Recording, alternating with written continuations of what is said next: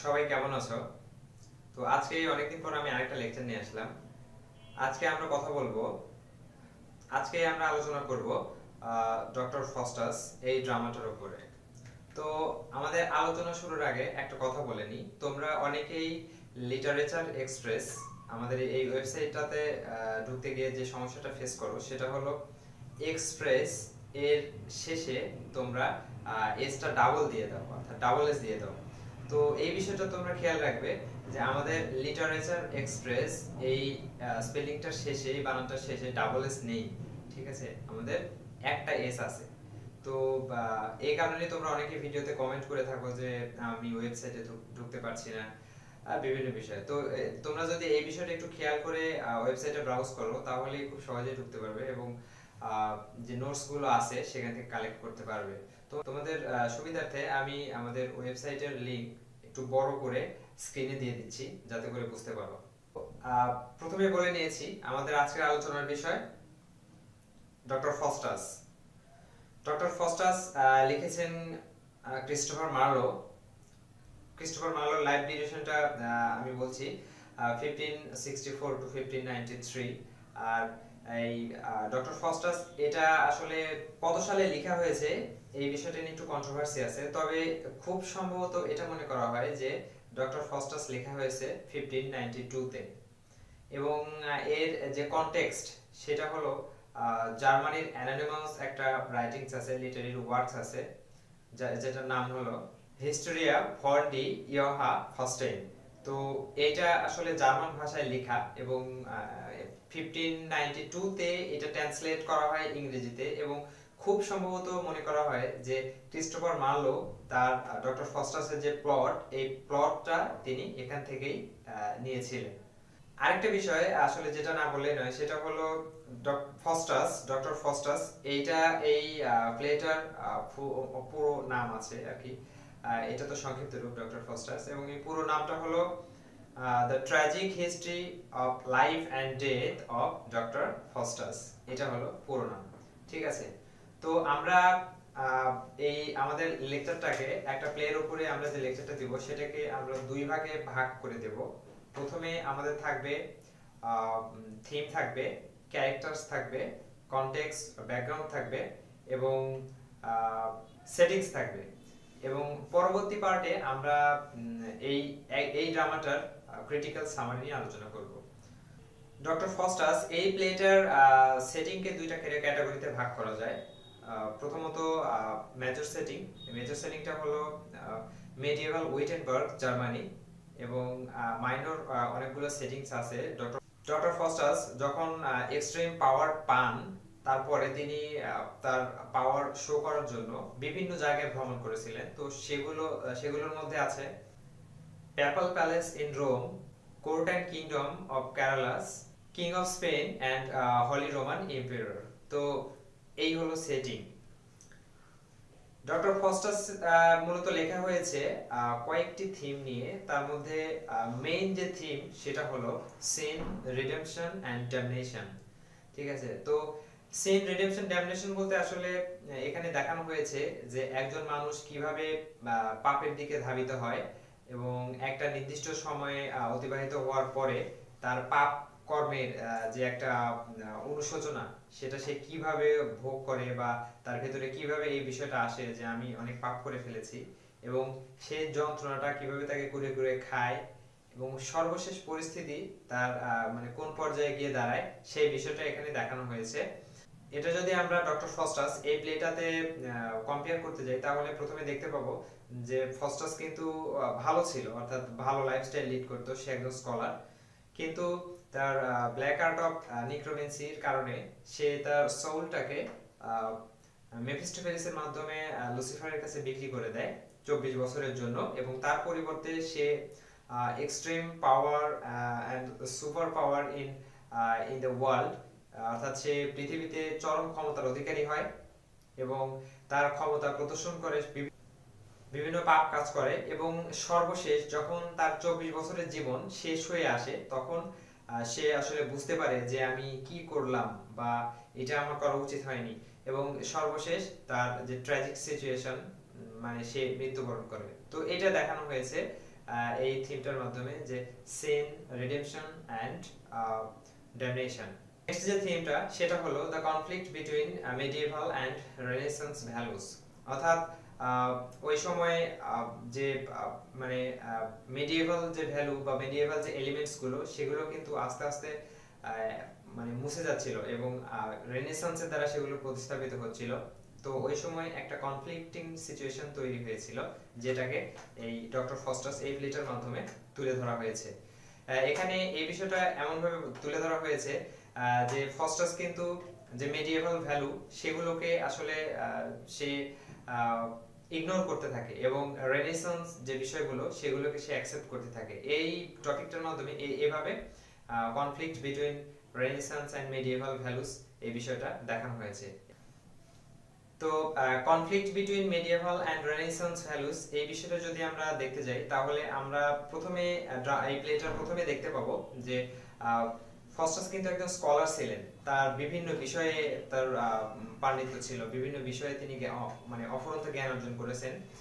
কিন্তু একটা সময় এসে তিনি কি করলেন, যে এই সমস্ত বিষয়গুলোকে তিনি জলাঞ্জলি দিয়ে তিনি কি করতে চাইলেন, মানে সুপার পাওয়ারের দিকে ধাবিত হতে চাইলেন, যে পৃথিবীতে তার আধিপত্য, পৃথিবীতে তার ক্ষমতা প্রদর্শন করার দিকে ধাবিত হতে চাইলেন, বা শেষ পর্যন্ত তিনি তার নিজের আত্মাটাকে বিক্রি করার মাধ্যমে সেটা অর্জনও করেছেন।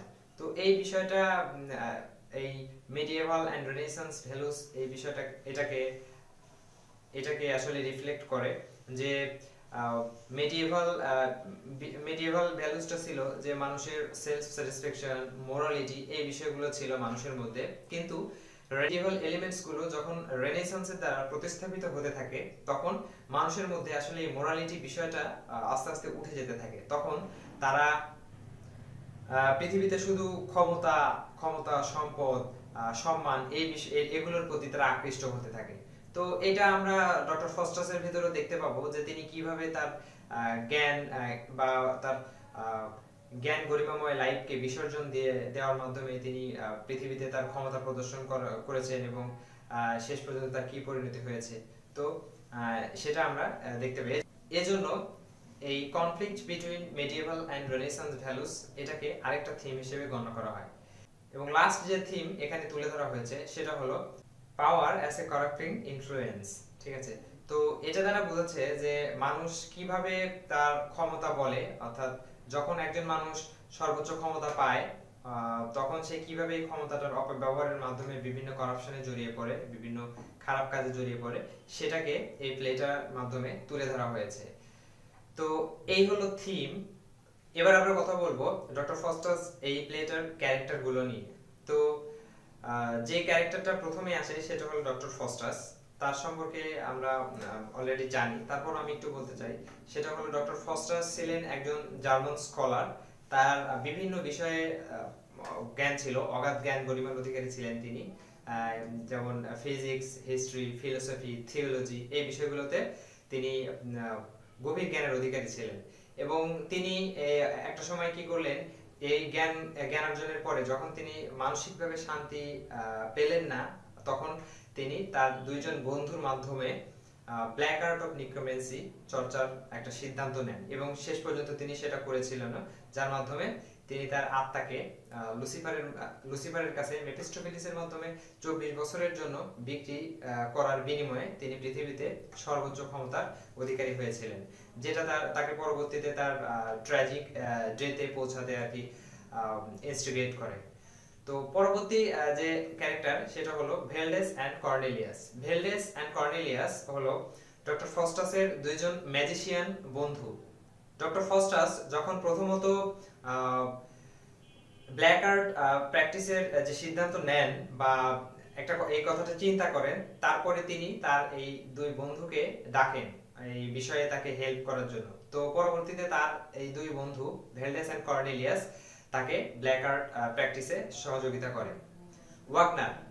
ওয়াগনার হলো ডক্টর ফস্টাসের সার্ভেন্ট।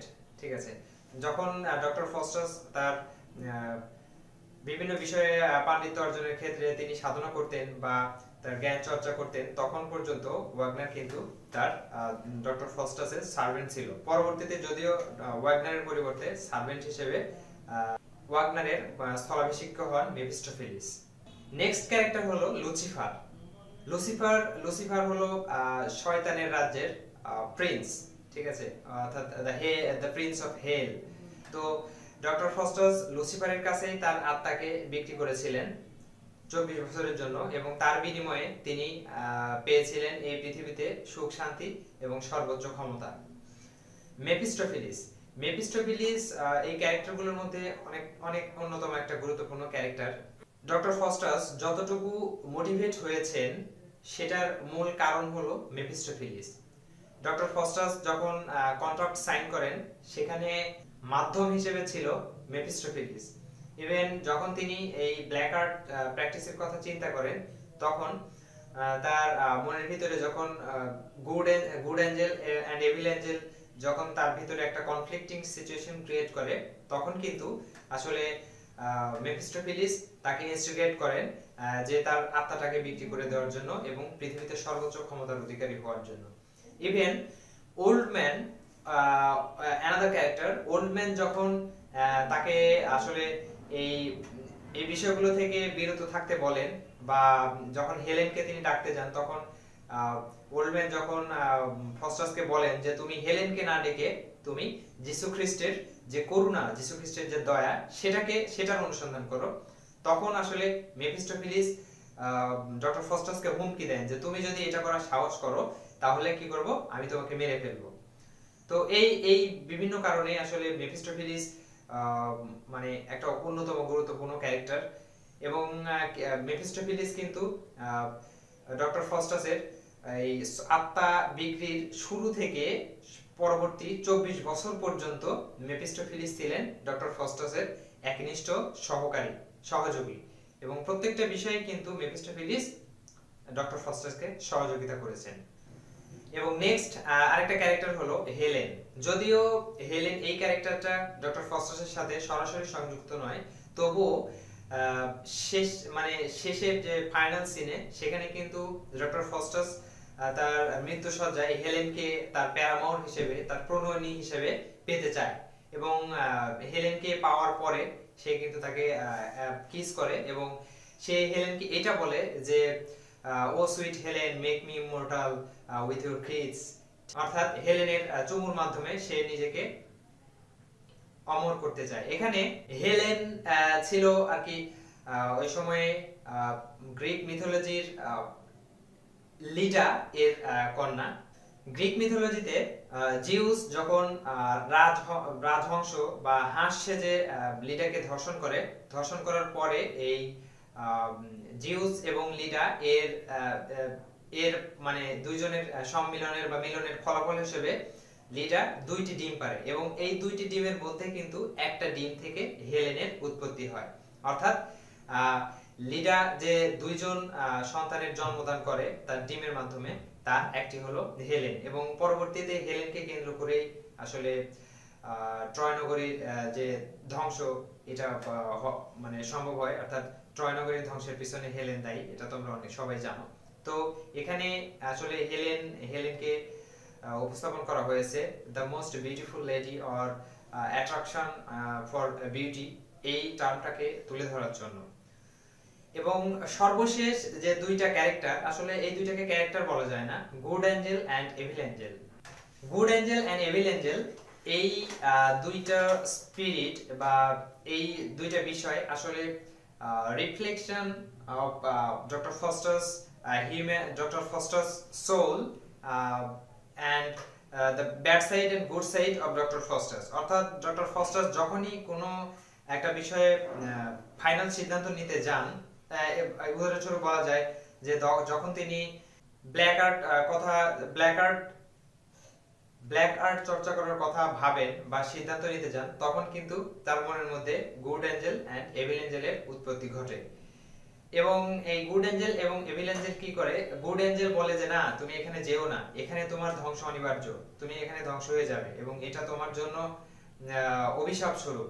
কিন্তু অপরদিকে কি করে, এভিল অ্যাঞ্জেল তাকে ইনস্টিগেট করতে থাকে, তাকে উৎসাহ দিতে থাকে যে না, তুমি এদিকেই যাও, তুমি যদি ব্ল্যাক আর্ট চর্চা করো এর মাধ্যমে তুমি পাবে সর্বোচ্চ পাওয়ার এই পৃথিবীতে, এবং তোমার উপরে আর কেউ কোনো ক্ষমতা প্রদর্শন করতে পারবে না।